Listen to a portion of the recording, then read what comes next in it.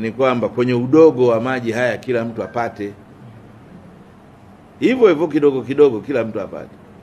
Kuliko ukisema sasa hivi kwamba Mkundi anapata maji mengi sana na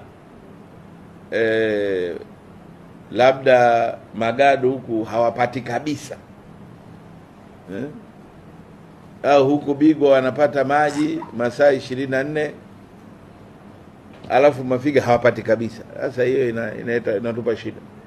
Lakini kwanza tutatengeneza migao ya kuhakikisha kwamba kila mtu anapata kidogo kidogo. Lakini la pili ni kwamba ile migao lazima watu wa MORUWASA muitangaze, watu wajue kwamba sisi watu saa hii leo tunapata maji. Mtu anaacha shughuli zake, anajipanga kukinga maji, anajipanga kununua makingio yale na vifaa vya kutunzia maji, ili kwa muda ule hakikishe kwamba akiyapata leo anajua kwa muda wa siku 2 hayapati.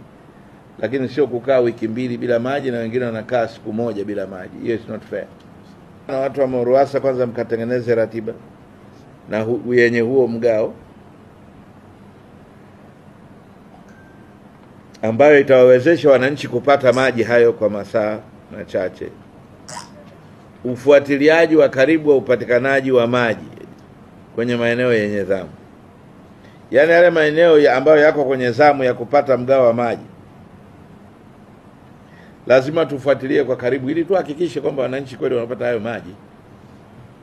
Kushirikiana na wadau mbalimbali kutoa elimu endelevu. Hii ni muhimu sana.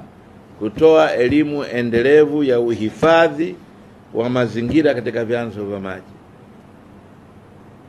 Hii culture, hii tamaduni ya kufikiria tuna muda wa kutosha wa kuharibu vyanzo vya maji bila kuweka msisitizo ni jambo la hatari. Na katika hili hatuna namna kufanya isipokuwa mfumo wa elimu, na tunasema elimu endelevu. Kwa sababu elimu yenyewe haitakiwi kuwa elimu ya kibabaishaji ya kuja. Elimu lazima iwe endelevu ili tuifikishe kwa wananchi, lakini pia tuwe na uwezo wa kupitia na kuhakiki kwamba yale tuliofundishana watu wameelewa.